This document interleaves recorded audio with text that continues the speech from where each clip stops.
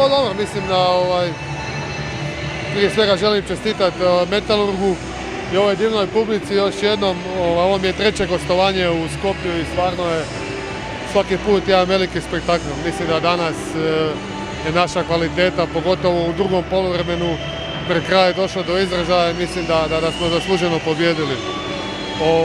Metalurgu želim puno sreće u nastavku Lige prvaka, a mi imamo još puno prostora za napredak, to je moje mišljenje, ali svaka čast na pobjedi, jer mislim da nam je ovo prva pobjeda u Skopju, Parizu, a bili smo ovdje dva puta, ovo nam je treći put.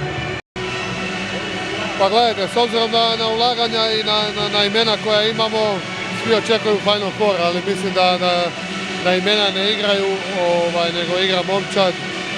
Tako da još je rano to sve govoriti. Ono što je najbitnije da idemo utakmicu po utakmicu. Puno utakmica ima i Francuska liga i tu još i Liga prvaka, ali ono što je najbitnije da smo upisali prva 2 boda.